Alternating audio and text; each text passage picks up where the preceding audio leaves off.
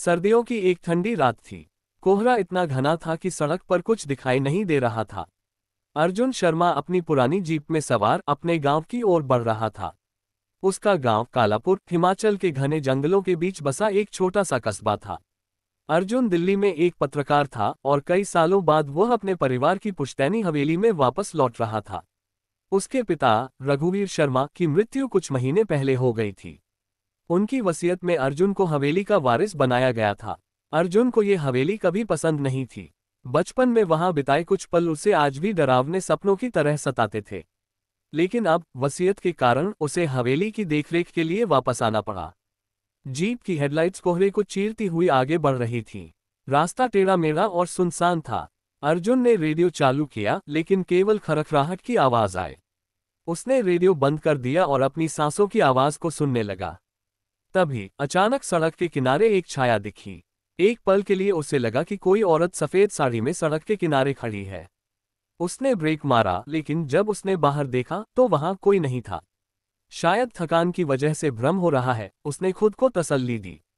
लेकिन उसका दिल तेजी से धड़क रहा था। कुछ घंटों बाद वह हवेली के सामने पहुंचा। विशाल लोहे का गेट जंग से भरा हुआ था। गेट खोलते समय उसकी चरमराहट ने रात के सन्नाटे को तोड़ दिया। हवेली पुरानी थी लेकिन उसकी भव्यता अभी भी बरकरार थी। 4 मंजिल ऊंची, नक्काशीदार खंभों और पुराने झरोखों वाली यह हवेली किसी जमाने में गांव की शान हुआ करती थी। लेकिन अब ये खंडहर में तब्दील हो चुकी थी। अर्जुन ने अपनी टॉर्च जलाए और हवेली के अंदर कदम रखा। हवा में सड़ांध और पुरानी लकड़ी की गंध थी। मुख्य हॉल में एक विशाल झाड़फानूस लटक रहा था जो अब धूल और मकड़ियों के जालों से ढका हुआ था।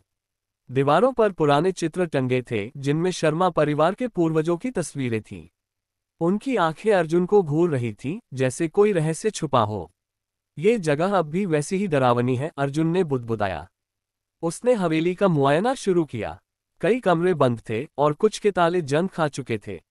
एक कमरे में उसे पुरानी डायरी मिली जो उसके दादाजी ठाकुर रणवीर शर्मा की थी। डायरी के पन्ने पीले पड़ चुके थे और स्याही धुंधली हो रही थी। उसने डायरी खोली और पढ़ना शुरू किया। 17 मार्च 1947, आज रात कुछ अजीब हुआ। हवेली के तहखाने से आवाजें आईं। मैंने गांव वालों को वहां जाने से मना किया है, लेकिन मुझे डर है कि वह फिर से जाग चुकी है। उसका श्राप अभी भी हम पर है। अर्जुन के रोंगटे खड़े हो गए। श्राप? कौन सी औरत? तहखाना? उसने चारों ओर देखा। हवेली में सन्नाटा था लेकिन उसे लगा कि कोई उसे देख रहा है। अगली सुबह अर्जुन ने गांव के पुराने नौकर रामू काका को बुलाया। रामू काका वर्षों से हवेली की देखभाल कर रहे थे। वह बूढ़े हो चुके थे लेकिन उनकी आंखों में डर साफ दिखाई दे रहा था। रामू काका, इस हवेली के तहखाने के बारे में क्या जानते हो? अर्जुन ने पूछा। रामू काका ने घबराते हुए कहा, बेटा वहां मत जाना। वह जगह शापित है। तुम्हारे दादाजी ने सख्त हिदायत दी थी कि तहखाना कभी नहीं खोला जाए। लेकिन क्यों? वहां क्या है? अर्जुन ने जिद की। रामू काका ने लंबी सांस ली और बोले, कहानी पुरानी है। तुम्हारे परदादा ठाकुर जय सिंह ने एक औरत को इस हवेली में कैद किया था। वह औरत माया एक जादूगरनी थी। कहते हैं उसने ठाकुर साहब को धोखा दिया था और बदले में उन्हें श्राप दिया कि उनका खानदान कभी चैन से नहीं जी पाएगा। अर्जुन को ये सब अंधविश्वास लगा लेकिन डायरी में लिखी बातें उसे परेशान कर रही थीं। उसने तहखाने का दरवाजा ढूंढने का फैसला किया। तहखाने का प्रवेश द्वार हवेली के पिछले हिस्से में एक पुराने कुएं के पास था। दरवाजा लकड़ी का था लेकिन उस पर लोहे की मोटी सांकल चढ़ी थी। अर्जुन ने सांकल तोड़ने की कोशिश की लेकिन वह नहीं टूटी। उस रात जब वह अपने कमरे में था उसे फिर से वही सफेद साड़ी वाली औरत दिखी। इस बार वह हवेली के गलियारे में थी और उसकी आंखें खून से लाल थीं। तूने मुझे जगाया, एक ठंडी आवाज गूंजी। अर्जुन डर से कांप उठा। वह चिल्लाना चाहता था लेकिन उसकी आवाज गले में अटक गई। जब उसने टॉर्च की रोशनी उस औरत पर डाली तो वह गायब हो चुकी थी। अगले दिन अर्जुन ने गांव के पुजारी पंडित हरिशंकर से मुलाकात की। पंडित जी ने बताया कि माया कोई साधारण औरत नहीं थी। वह एक तांत्रिक थी जिसे ठाकुर जय सिंह ने अपनी संपत्ति के लालच में मार डाला था। लेकिन मरने से पहले माया ने हवेली में एक तांत्रिक यंत्र छिपा दिया था जो उसके श्राप को जीवित रखता था। उस यंत्र को नष्ट करना होगा वरना ये हवेली और तुम्हारा परिवार कभी मुक्त नहीं होगा, पंडित जी ने चेतावनी दी। अर्जुन ने तहखाने में प्रवेश करने का फैसला किया। उसने रामू काका की मदद से सांकल तोड़ी और तहखाने में उतर गया। तहखाना अंधेरा और ठंडा था। दीवारों पर अजीब से चिन्ह उकेरे हुए थे जो किसी तांत्रिक मंत्र की तरह लग रहे थे। तहखाने के बीच में एक पुराना तांबे का यंत्र रखा था जिसके चारों ओर मोमबत्तियां जल रही थीं, हालांकि कोई इंसान वहां नहीं था। जैसे ही अर्जुन ने यंत्र को छुआ, हवेली में एक जोरदार कंपन हुआ। हवा में चीखें गूंजने लगीं। माया की आत्मा उसके सामने प्रकट हुई। उसकी आंखें जल रही थीं और उसका चेहरा क्रोध से लाल था। तूने मेरी शांति भंग की, वह चिल्लाए। अर्जुन ने हिम्मत जुटाई और कहा, मैं तुम्हारा श्राप खत्म करना चाहता हूं। बताओ क्या करना होगा।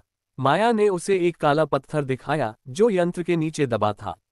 इस पत्थर को नदी में बहा दे और मेरा श्राप खत्म हो जाएगा। लेकिन सावधान, अगर तूने धोखा किया तो तेरा खानदान खत्म हो जाएगा। अर्जुन ने पत्थर लिया और पास की नदी की ओर चल पड़ा। रास्ते में उसे कई बार लगा कि कोई उसका पीछा कर रहा है। हवा में ठंडी साया साया की आवाज थी और पेड़ों की टहनियां उसे छू रही थीं। नदी के किनारे पहुंचते ही उसने पत्थर को पानी में फेंक दिया। अचानक एक जोरदार चीख गूंजी। माया की आत्मा हवा में तैरती हुई दिखाई दी और धीरे धीरे गायब हो गई। हवेली की ओर से एक तेज रोशनी निकली और फिर सब शांत हो गया।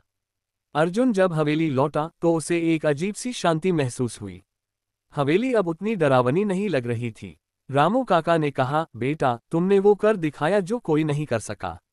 लेकिन उस रात जब अर्जुन सोने गया तो उसे अपने कमरे में फिर से वही सफेद साड़ी वाली औरत दिखी। इस बार वह मुस्कुरा रही थी। शुक्रिया, उसने कहा और गायब हो गई। अर्जुन ने हवेली को एक स्कूल में तब्दील करने का फैसला किया।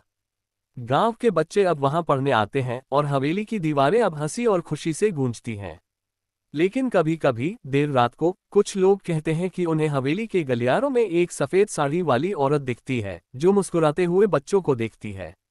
क्या माया सचमुच मुक्त हो गई थी या उसका एक हिस्सा अभी भी हवेली में बाकी था?